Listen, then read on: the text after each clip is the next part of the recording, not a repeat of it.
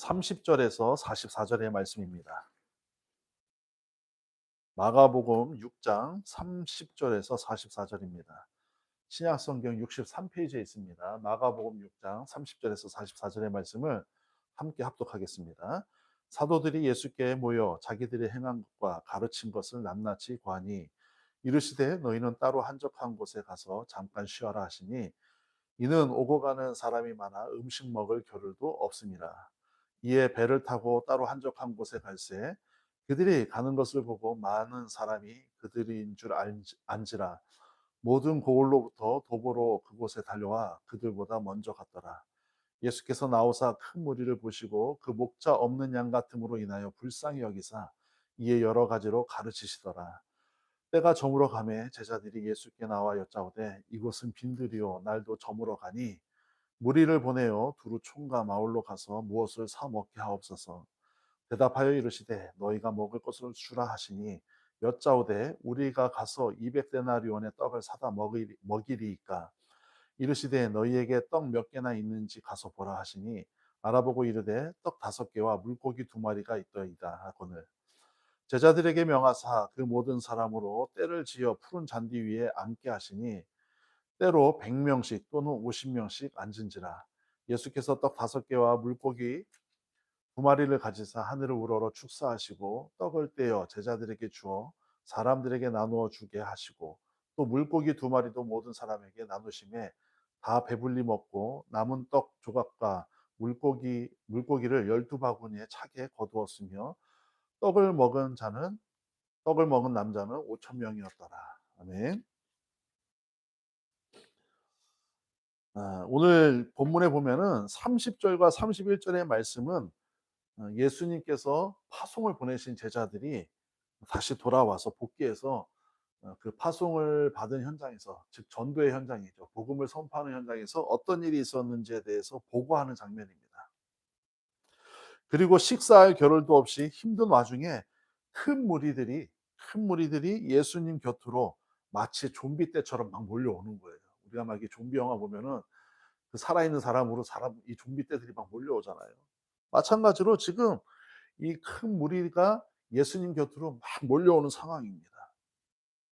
그러자 34절에 이렇게 말씀하시죠. 우리 34절의 말씀을 한번 같이 다시 한번 읽도록 하겠습니다. 시작. 예수께서 나오사 큰 무리를 보시고 그 목자 없는 양 같음으로 인하여 불쌍히 여기사 이에 여러 가지로 가르치시더라. 여기 보면은 그 무리라고 하는 단어가 나와요. 큰 무리가 큰 무리를 보시고 이렇게 나오는데 이 무리라고 하는 단어가 헬라어로 오클로스라고 하는 단어가 오늘 이 마가복음에 쓰여져 있습니다. 근데 이게 아주 중요한 단어입니다. 이 오클로스라고 하는 이 단어는 다른 복음서에 나오지 않고 마가복음에서만 나와요. 무리, 오클로스.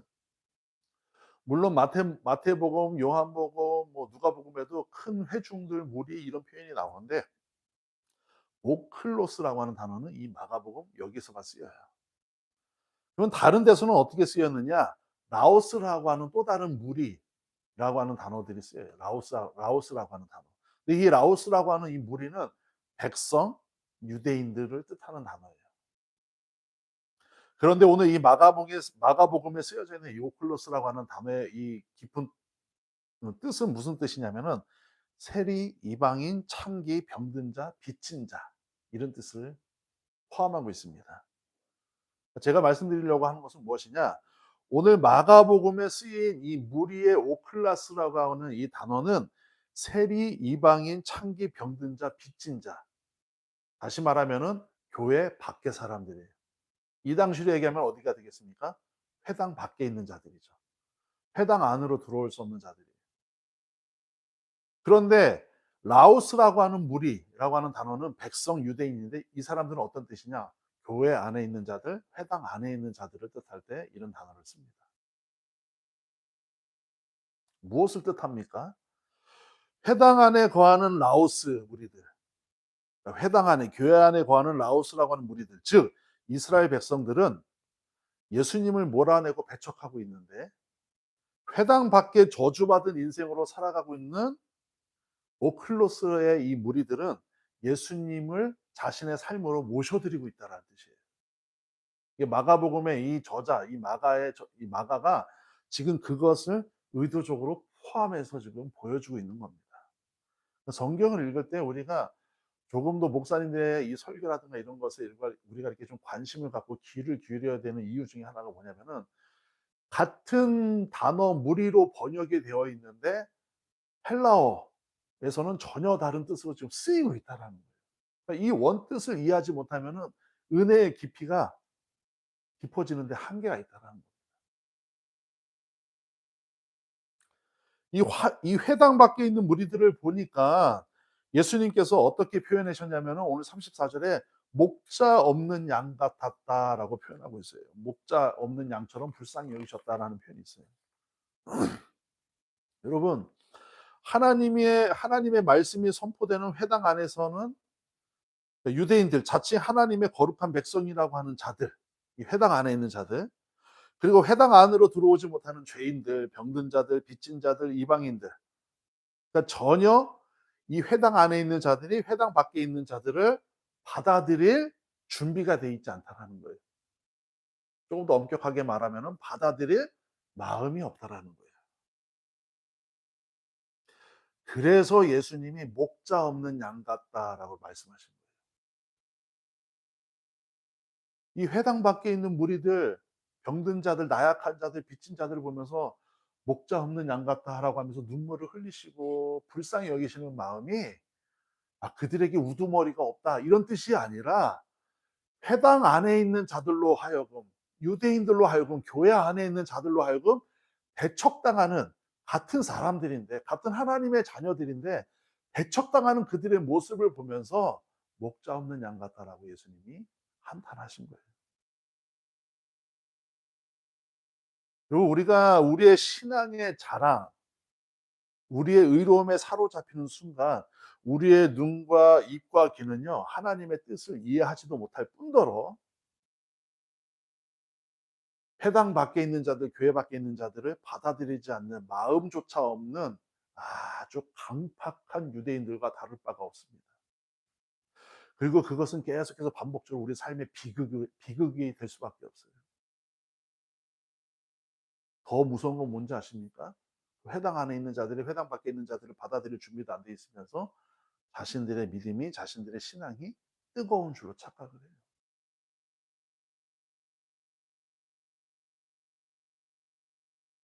예수님은 이들이 오갈 데 없는 불쌍한 사람들이라서 목자 없는 양 같다라고 하신 게 아닙니다.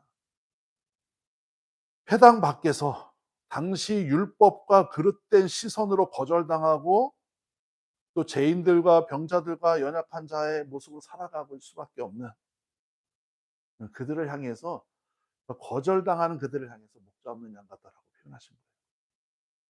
품음을 받아야 되는데,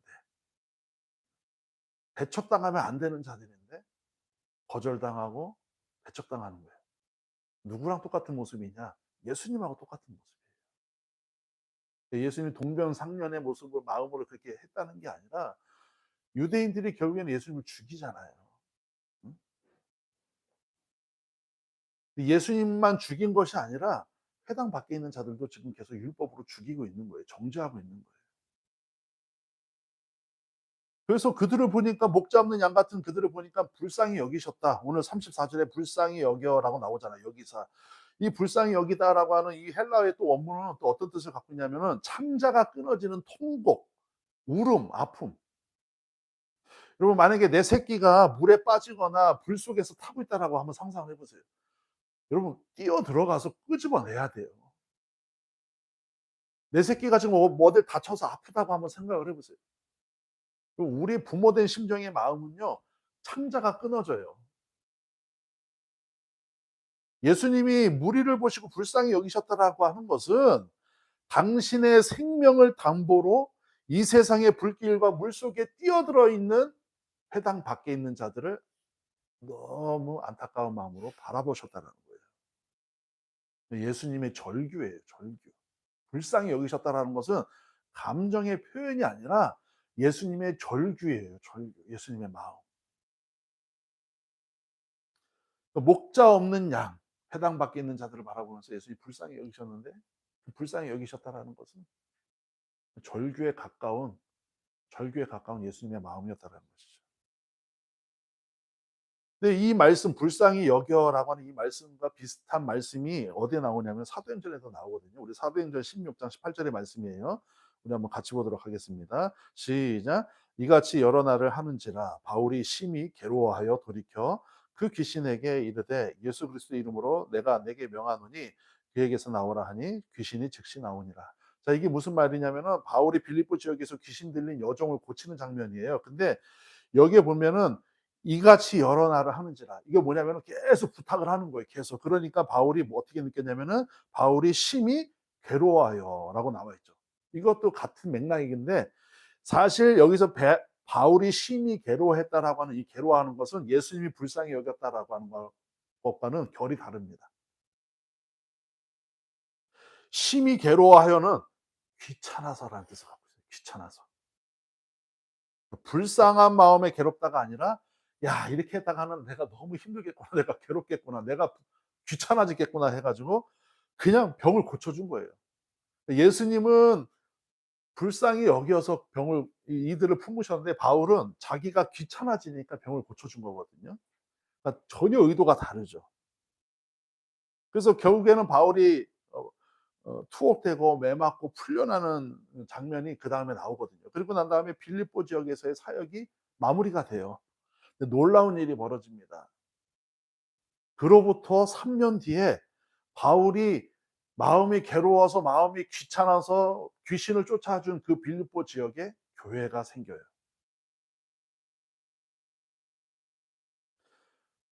바울은 귀찮은 마음으로 귀신 들린 여자를 고쳐줬는데 하나님은 우리의 그 귀찮음마저도 씨앗이 되게 하셨다라는 거예요. 그리고 그 씨앗으로 교회가 세워졌어요. 여러분, 우리가 창자가 끊어지는 불쌍함이든 귀찮고 번거로워도 하나님의 말씀을 듣고 따라가는 일이든 행동하는 순간, 움직이는 순간 하나님은 역사하세요. 저도 지금 간절히 기도하고 있거든요. 그래서 이 말씀을 준비하면서 '나도 귀찮게 여겨야 하나님이 교회를 세우실까?'라고 하는 쓸데없는 생각을 잠깐 하게 됐는데 하나님은 여러분 우리의 귀찮음마저도 사용하세요. 우리의 귀찮음마저도.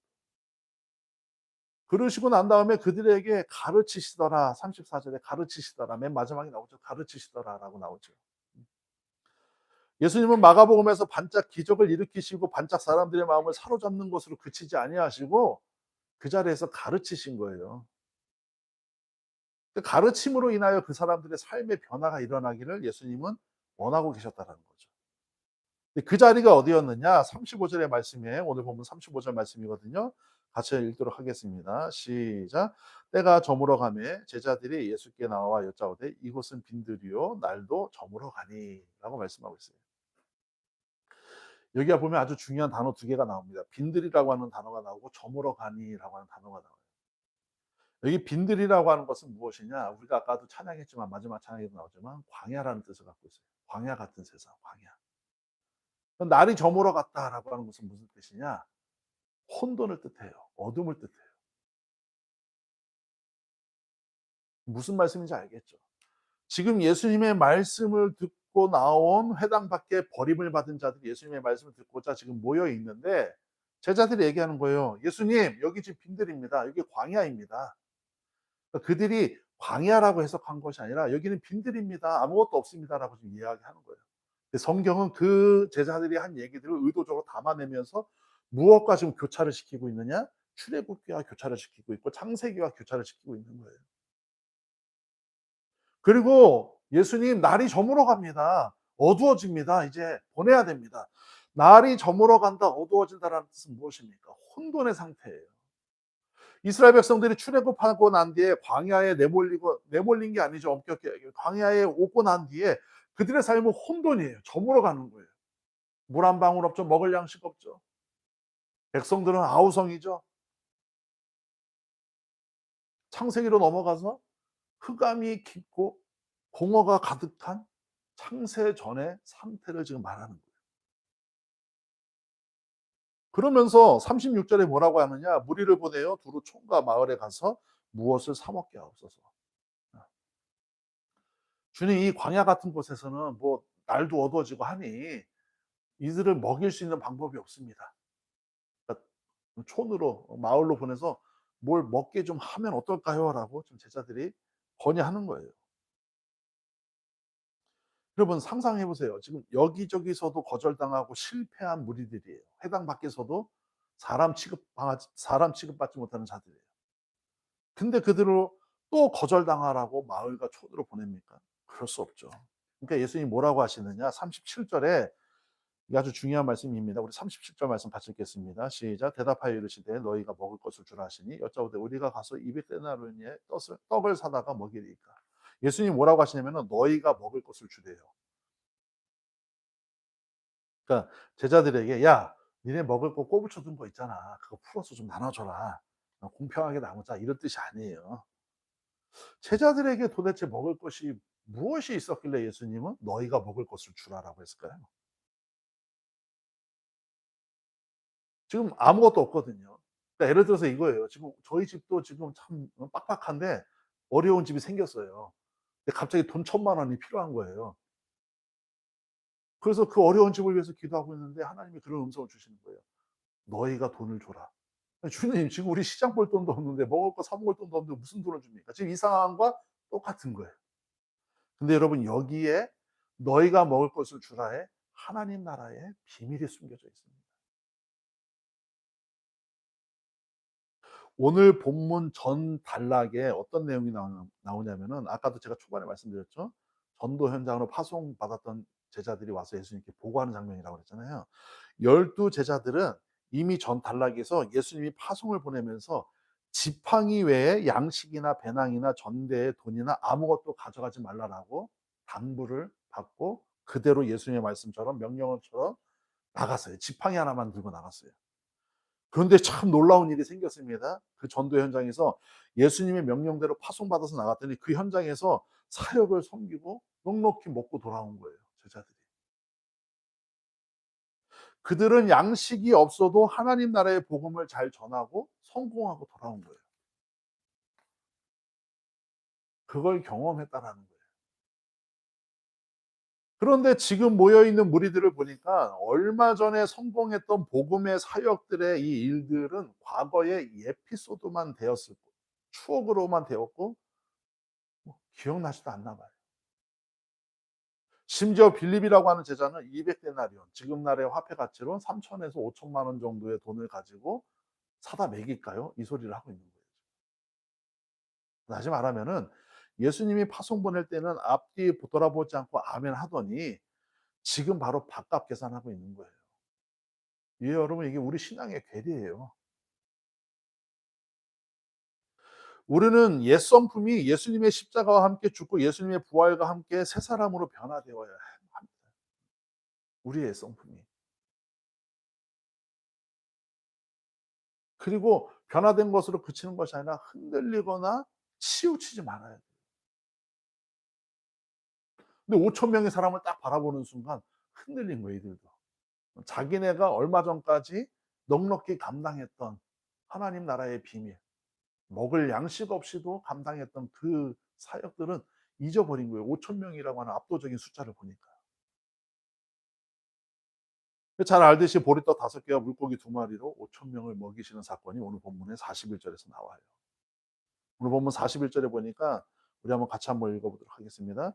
예수께서 떡 5개와 물고기 2마리를 가지사 하늘을 우러러 축사하시고 떡을 떼어 제자들에게 주어 사람들에게 나누어 주게 하시고 또 물고기 2마리도 모든 사람에게 나누시매라고 말씀하고 있어요. 여러분 지금 이 장면을 보면은 우리가 잘 알듯이 어떤 장면이 떠오르냐면은 성만찬식이 떠오르는 거예요. 목사님들이 떡을 들어서 하늘을 향해 축사하고 떡을 떼주잖아요. 성도들이. 그리고 그것으로 그치는 것이 아니라 그 떡을 받은 자들이 또 사람들에게 나눠주게 하는 거예요. 근데 특이한 장면이 나와요. 40절인데 우리 40절 말씀에 때로 100명씩 또는 50명씩 앉은지라라고 말씀하고 있어요. 100명, 50명씩, 100명씩. 이제 이걸 가지고 어떤 목사님 그런 말씀하시더라고요. 하나님은 질서의 하나님이라서 막 이렇게 막 우왕좌왕 있는 거가 보기 싫어서 이렇게 탁탁 앉혀서 떡을 주셨다. 이렇게 해석하시는 분도 있는데 그거 여러분 2% 밖에 안 되는 대답이에요. 왜 50 명씩 100 명씩 앉혔느냐. 자 여러분 5천 명 오늘 이 떡과 양식을 먹은 자들의 숫자가 5천 명이거든요. 근데 이 5천 명은 헬라어의 원뜻에 보니까 이런 뜻이 담겨져 있어요. 천부장의 5 명이라는 뜻이 있어요. 이게 무슨 말씀인지 알죠? 1,000 명에 5 명. 그래서 5천 명이라는 뜻이에요. 그러니까 하나님이 공급하시는 일용한 양식을 천부장을 통해서 100부장을 통해서 50부장을 통해서 공급하시는 효과를 지금 보여주고 있는 거예요. 새로운 하나님 나라의 질서와 통치 방식에 대해서 설명하는 거죠. 자, 여러분 이 장면을 보면 무슨 장면이 떠오르느냐? 모세가 그 광야에서 이스라엘 백성들을 재판하려고 다 모아 놨잖아요. 그때 모든 이스라엘 백성들이 다 떼앞에서 앉아 있고 재판받는 사람들은 모세 곁에 와 가지고 거기서 막 재판을 받고 있고. 그러니까 이 모세의 장인 이드로가 "야 이런 미친 짓 하지 마라. 왜 이런 멍청한 짓 하냐." 그러면서 거기에서 100 명씩 50 명씩 10 명씩 지혜로운 사람, 능력 있는 사람을 뽑아서 "사소한 재판들은 그 사람들로 하게 해라."라고 하는 이드로의 제안이 있었어요. 하나님도 그거를 기뻐 받으셨고 모세도 그거를 인정했어요. 그 재판의 기준이 율법이요 양식은 하나님의 말씀인 것을 구약 시대는 재판의 기준이 율법이었고 지금은 예수님의 말씀을 통해서 양식이 되어지고 있다라고 하는 것을 지금 보여주고 있는 거예요. 그리고 그 양식은 예수 그리스도의 축복 기도를 통해서 점점점 우리의 삶을 통해서 흘러가고 있다라는 거예요. 누구에게 흘러가고 있느냐? 회당 밖에 있는 자들에게. 오늘 설교의 제목이죠. 회당 밖에 있는 자들. 그리고 43 절에 보니까 다 배불리 먹고 12 바구니가 남았다라고 말씀하고 있어요. 43 절에. 12 바구니가 남았다. 12 바구니의 의미가 참 깊죠. 12 제자를 부르시고 12 살인 야이로의 딸을 고치시고 12년 혈루병의 여인을 고치시고 회당 밖의 부정한 무리들에게 양식을 먹이시고 난 다음에 또 12 바구니가 남았다. 성경에 나오는 숫자들은 끊임없이 한 가지 의미를 계속해서 보여주고 있어요. 예수님은 모자른 제자들을 부르시고 12 명을 부르시고 죽음을 맛본 부정한 시체 야이로 12 살인 야이로의 딸을 고치시고 12년간 온갖 수모로 인생이 망가진 부정한 여인을 고치시고 회당 밖에서 인간 취급도 받지 못하는 부정한 사람들을 충분히 배불리 먹이셨다라는 거예요. 무엇을 가리키고 있습니까? 10이라고 하는 숫자는 단순히 이스라엘의 12 지파구나. 물론 그게 맞는 얘기예요. 그런데 오늘 이 본문에서 12 바구니가 남았다. 그리고 앞으로 그리고 계속 드러나왔던 이 10이라고 하는 숫자는 단순히 이스라엘의 12 지파만 상징하는 것이 아니라 부정한 우리를 대변하고 있는 거예요. 부정한 우리. 모자라고 부정하고 무너지고 좌절하고 넘어진 자들을 뜻하는 거예요.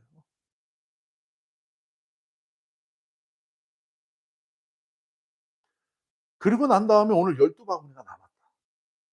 무슨 뜻입니까? 진정한 하나님 나라는 부정하지만 모자라지만 넘어졌지만 좌절했지만 예수 그리스도를 통해서 충분함으로 뒤바뀌어 간다라고 하는 것을 보여주고 있다라는 거예요. 여러분 오늘 우리가 묵도한 이 오병이어의 사건은 단순히 배고픈 백성들을 먹이신 기적 이상의 의미를 담고 있어요. 설마 그것만 생각하는 1차원적인 신앙이 여러분들에게 없기를 바랍니다. 이것은 성경 전체를 관통하는 거대한 신학적 전환점이에요. 회당의 종말을 상징하고 광야의 통치를 상징하는 뜻이에요. 회당의 종말이라고 회당이 종말되어지고 성전이 무너지고 성전이 깨어지고 이제 교회로 교회가 어디에 세워졌습니까? 광야에 세워진 게 교회거든요. 이제는 광야의 통치를 선언하신 거예요, 예수님이. 구약의 이스라엘은 성막과 성전을 중심으로 하나님의 임재를 그 안에 가둬두려고 했어요. 자신들만 맛보려고 했어요. 그렇지만 오늘 예수님은 의도적으로 회당 밖에 밖에 있는 빈들로 나가셨어요. 광야로 나가셨어요. 그것은 율법의 잣대로 정죄받은 오클로스라고 하는 무리들이 모여 있는 곳이에요. 유대교의 질서 안에 있는 라오스라고 하는 백성들, 라오스라고 하는 백성들로는 불리지 못한 자들이에요. 병든 자, 이방인, 세리, 죄인들이 그곳에 있어요. 오클로스. 성경의 역사는 언제나 중심부의 타락을 경고하고 버려진 변방을 통해서 새로운 하나님의 생명을 싹 틔워가는 것을 볼 수 있어요. 누군가가 센터에 있기 시작하고 누군가가 최상위에 있으면 하나님은 거기에서 교만하거나 거기에서 죄가 꿈틀거리기 시작하는 순간 그 자리를 치시고 가장 연약하고 변방을 통해서 하나님은 또다시 새로운 하나님의 역사를 써내려가는 것을 역설적으로 성경에서 보여주고 있어요. 사울이 중심에서 최상위에서 타락하고 있을 때 변방에서 이름도 없던 다윗이라고 하는 자를 세우신 것처럼 예수님이 무리를 50명 100명씩 앉히신 것은 출애굽 당시 이스라엘의 이 배치를 연상하게 하는 거예요. 그러니까 이것은 우발적인 식사의 자리, 즉흥적인 식사의 자리가 아니라 광야에서 오늘 이 빈들에서 새로운 출애굽이자 또 새로운 백성, 새로운 군대로 그들 회당 밖에 있는 자들을 부르셨다라고 하는 것을 보여주고 있는 거예요. 회당 안에서 안주하던 율법의 질서가 아니라 예수 그리스도의 국률이라고 하는 새로운 법이 통치하는 하나님 나라의 헌법이 지금 선포되는 현장을 오늘 이 오병이어의 사건을 통해서 보여주고 있다는 것입니다. 결국 이 기적의 끝에 남은 12바구니는 깨어진 12지파의 온전한 회복을 상징하고 또 깨어진 우리의 인생에 찾아오셔서 우리를 온전하게 만들어 가시는 예수님의 정의를 상징하는 겁니다.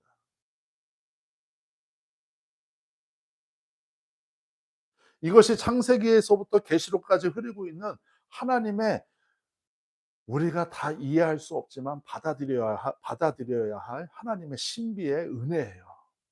그리고 하늘 잔치에 우리를 주인공으로 지금 이 회당 밖에 있는 자들을 배불리 먹이셨던 것처럼 우리를 부르고 계신다라는 거예요.